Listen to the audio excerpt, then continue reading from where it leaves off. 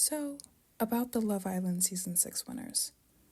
To preface, because I know how y'all like to tussle, I love Serena and Cordell individually.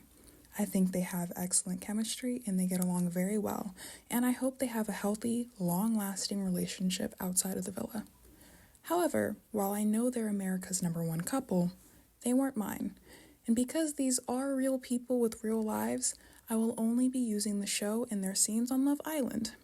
I do not wish to hurt anyone's feelings, diagnose, or villainize either of them or their current relationship. I don't know these folks, so we're going to act like they're characters on a show, and we'll do the same for everyone else I talk about on Love Island, because trust me when I say I have a list. As always, this video is for entertainment purposes only. I'm not a therapist or a love doctor. I'm simply a girl who happened to have 5 days of free time and decided to spend it binging Love Island. And who better to speak about first than the winners themselves? So, without further ado, let's begin. Off jump, I really wanted to like this pairing. I knew about them from edits on TikTok and came into the experience knowing they were in a real-life relationship and were the winners of Season 6.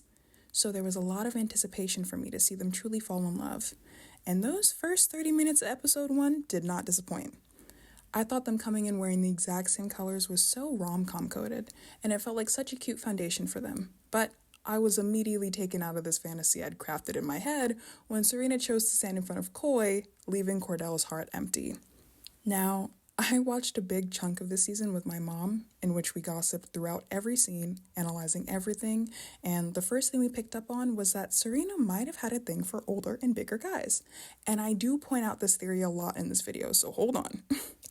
Of course, Coy ends up choosing Janae, and Serena and Cordell end up getting paired up anyway, but from the moment she was picked up by Coy and kissed, me and my mama were exchanging looks, I swear.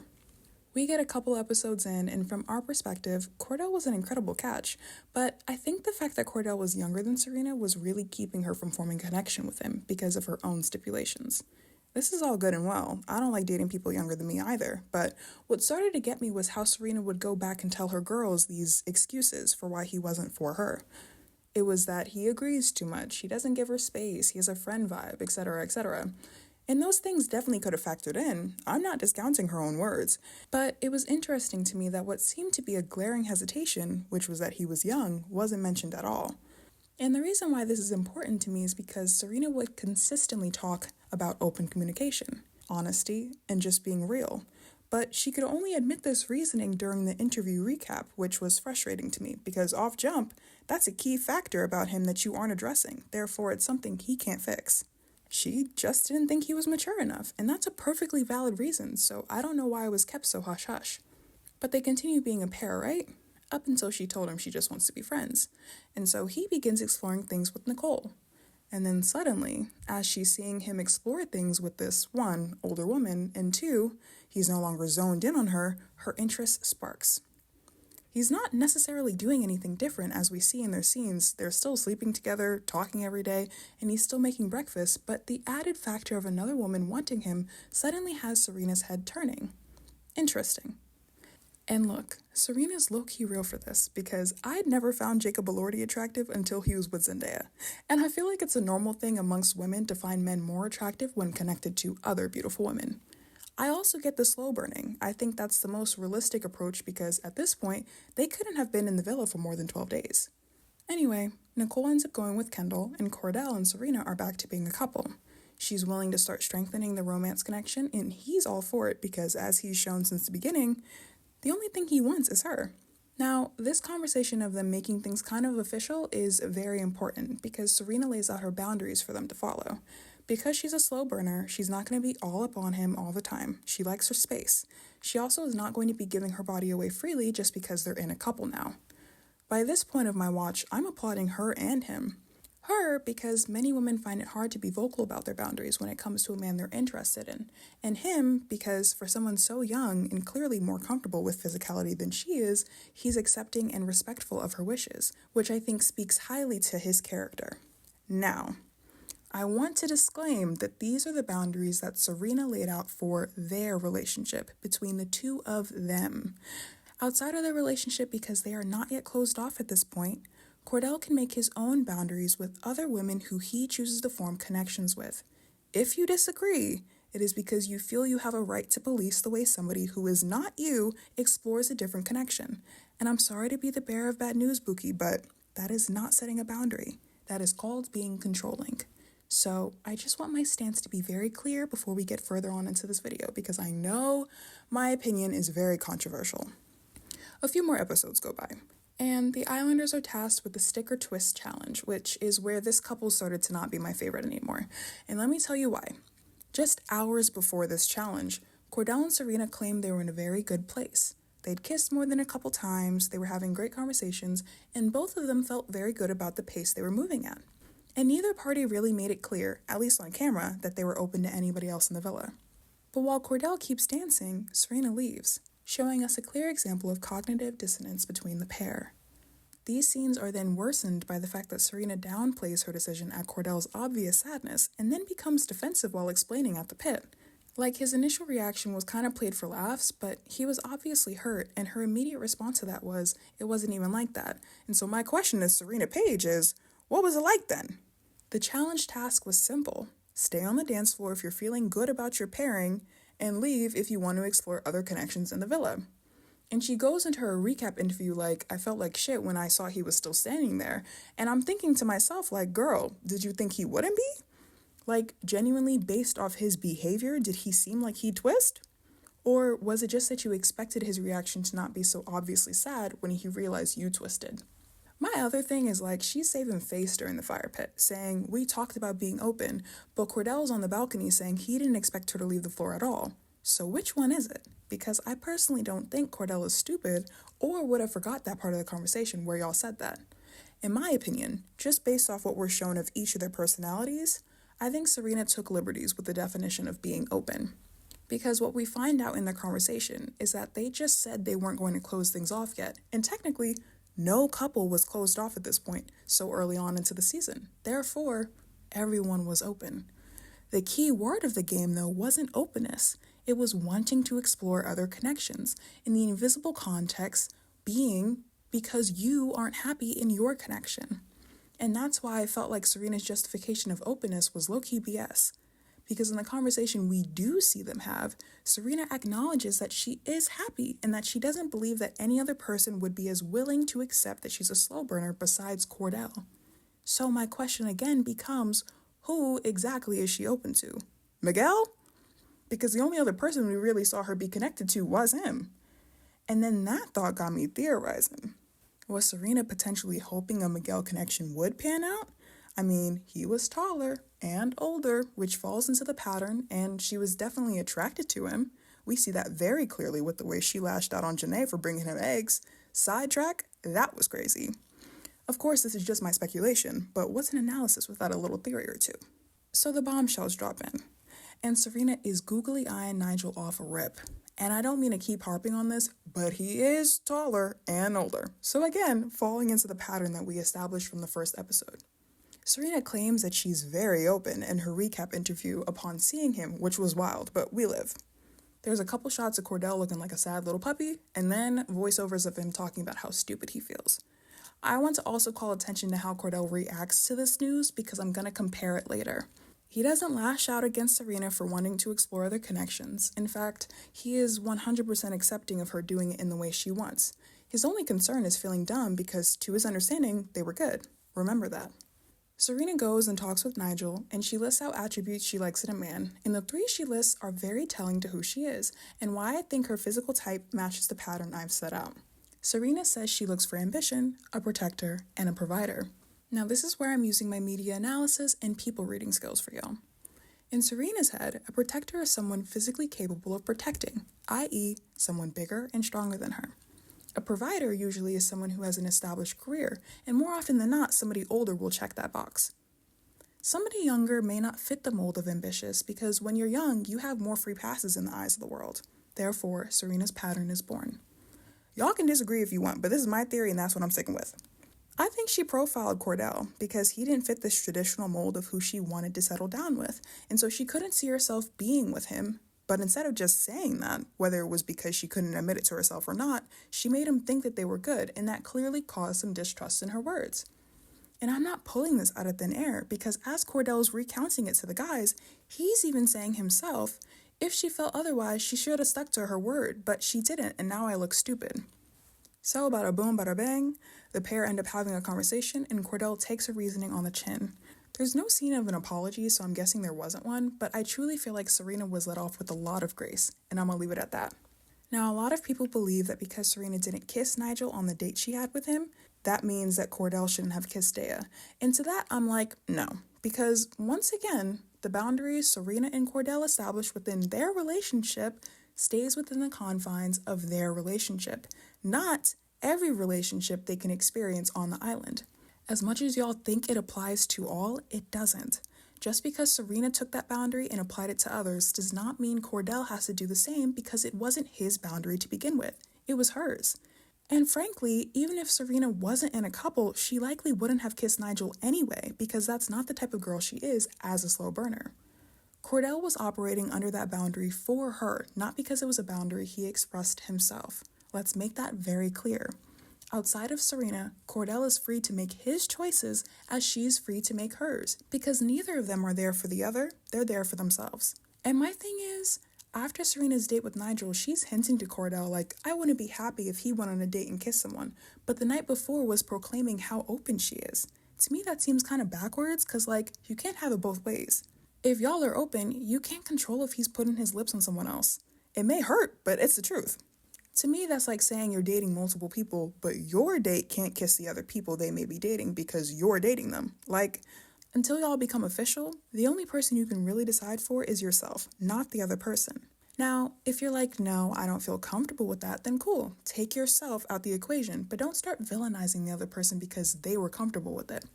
And y'all can probably see where this is leading into, so I'm not gonna mince words. Let's talk about Casa. AKA the point in the show where I was just like, y'all both need to go be with someone else, child. I was done. I'm gonna focus on Cordell's little Gemini self first, because believe it or not, I don't believe he is blameless, or that Serena's reaction was completely unwarranted. Cordell did say out his own mouth before heading to Casa that he wasn't gonna be kissing on nobody, and he went over there and did just that and more. But I also understand how we got caught up in it. The Love Island experience for so many is the makeouts, the freedom to pair up with who you want and explore physical chemistry. And back at the villa, Cordell wasn't getting the full experience due to Serena's boundary. And this is no fault of either of them. I'm not going to try to say, oh, Serena was holding him back or any of that, but it did cross my mind for why he was going wild in Casa. Dea showed him just the right amount of attention, nurturing, and physicality that, to me, is exactly his speed. You see Cordell's true self come out a few times throughout his time in the villa. The side of him that is very big on physical touch. You see it in his kiss with Serena during the blindfold challenge, you see it every time he'd go and pick her up, and when they'd cuddle in bed. But I feel like in Casa he feels completely free to be himself because Dea isn't a slow burner.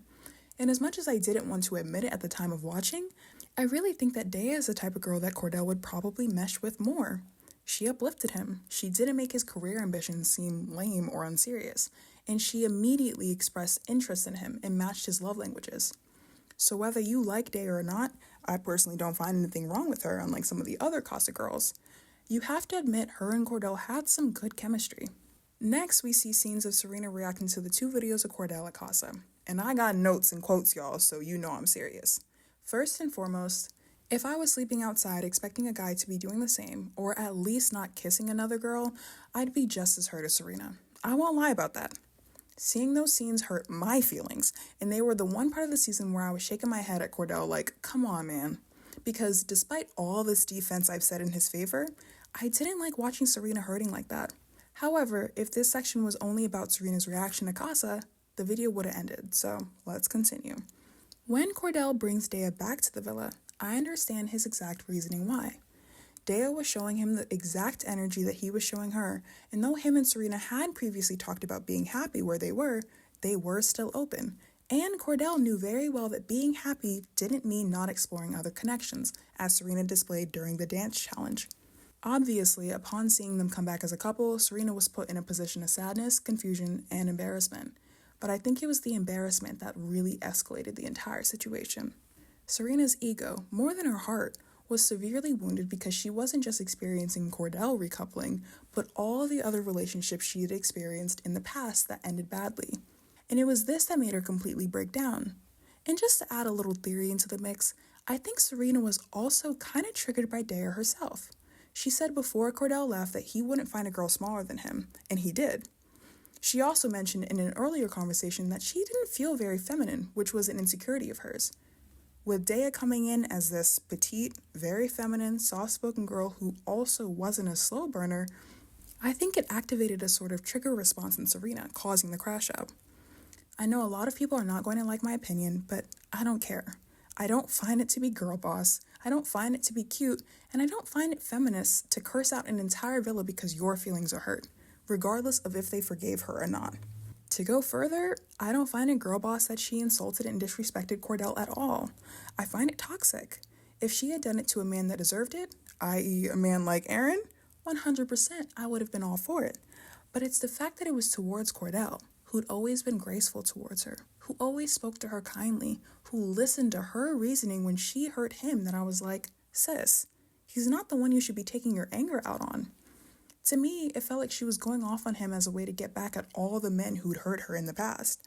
In the way she offhandedly said, if we were outside this villa, I'd be acting different, I was sitting there thinking, what do you mean by that? I don't know, maybe I'm reading too much into it, but it felt like punching down because she knew he wasn't about to disrespect her back. And I understand the night of the recoupling, I can empathize because emotions were high and the new girl was in the villa, but then she went and knocked the breakfast he made back onto him. And I was just like, okay, you're dragging it now. But we know Serena liked to drag stuff because she was dragging the egg drama with Janae. She done told everyone in that villa how messed up homegirl was, and mind you, the eggs had already been cooked and promised. Janae didn't try to pull him for a chat, she just brought them up. So why do you feel so threatened and triggered by that? It was like the rare times that Serena's ego got a little bruised, she wanted to get to tussling. And I know y'all don't like Kendall, but him and Miguel were right to ask Cordell this, because is that the way you'd want your partner to behave in a relationship? Especially one who claims out her own mouth that she's more traditional. Like, y'all not even locked in and she can't even begin to hear your side? Can't even let you get the words "I'm sorry" out your mouth without her walking away or cursing you out? Like, at that point, you're simply not ready to be in a relationship, because communication is the number one most important thing. And if you can allow your anger to prohibit you from communicating, you've already lost. Y'all gotta remember that actions don't exist in a vacuum, and you'll always be informed by prior experience. Cordell's prior experience with Serena was, we've been in good spots before in my eyes, and she still remained open, so why can't I? And I feel like she claimed she was okay with that, but wanted it to be on her terms, which isn't fair because they've been doing everything on her terms. And just as a tip for anyone who may or may not think like Serena or may have been hurt in the past, in a relationship, you can't expect your partner to do the healing for you. You have to take those steps to heal that pain. And I feel like during this conflict, she was very much like, you knew what I went through, so you're supposed to act according to my feelings. When she, the entire time, was acting according to her feelings alone. She didn't think of his feelings when she stepped off the dance floor. She just did it. And there's nothing inherently wrong with that, to prioritize yourself, but you can't then go and expect someone else to prioritize you over themselves, because that's just unfair. You have to find the balance between respecting your boundaries and also not hurting someone else. Don't betray yourself by speeding up your process, but don't hurt or condemn another for the speed at which they process their connection. Okay, so now that I've gone a little preachy on you, let's analyze a few scenes. In episode 22, she says the last thing I'm about to let a 22-year-old man do, and then yada yada, basically saying she wasn't going to let him throw her off, which does validate my theory that his age was always a factor in how she viewed him, and why she initially didn't want him. I think she felt like being dogged out by a 22-year-old was more embarrassing, and I think in her head, it made her feel justified in not dating younger. She uses words like noble and mature with him too, and how he no longer was that in her eyes. Serena also asks, why does this happen to me every time? Implying that she's been stepped out on before or maybe let on in the past, which is just more evidence to me that she still carries a lot of distrust from past relationships and needs to find someone who is a slow burner like her, not someone who's just willing to do it because they want her, because there is a difference. In episode 25, after the initial aftermath of Casa, a rumor kind of spins out of control and Cordell goes off on Leah, who was the main one spinning it. Cordell and Leah eventually apologize to each other, and Cordell says to everyone at the table, I'm sorry y'all gotta see me like this. I'm not like this at all. And I was wondering why this rubbed me kind of wrong, but it's because I hold the belief that if you're in a relationship that makes you act out of character or brings out the worst in you, you're in the wrong relationship. Point blank, period. The damning part to me was how disappointed in himself Cordell looked for lashing out at Leah. Throughout the season, even when he was upset, he always kept a good energy about him. But after this argument with Serena, he's just drained and he don't even recognize himself. It's just blown so far out of proportion, and I don't like that for either of them. All it showed me was that, again, both of them need to be on the exact same page for their own reasons for the relationship to work. Otherwise, arguments like this one could happen and spiral out of control. In the end, though, I think the reason Serena and Cordell were able to make it through was because after Casa, no matter how chaotic his methods were, Cordell was able to test their connection and see Serena did care for him. And the reason he didn't work out with Deo was because he knew Serena longer, and let's be honest, he liked the accomplishment of finally bagging her after all those weeks he spent courting her. And what Casa showed Serena, which is something we got a little hint of during Cordell's short-lived romance with Nicole, was that he was desirable, and she had been heavily taking him for granted. My mom says this thing about people losing what they don't honor, and I think Serena felt that in full force during the Casa fiasco. When she and Cordell finally made up, she talks about her mindset going into the villa being, I'm about to be this hard-ass girl. And I think Casa showed her that going into relationships with this mindset only isolates you and leaves your partner feeling like you don't care. Because truthfully, it's kind of crazy that it took screaming and shouting at Cordell for him to truly get confirmation that, yes, she cares about me. Yes, she wants me too. It's crazy it took him almost not being with you for you to finally begin verbalizing your desire for him.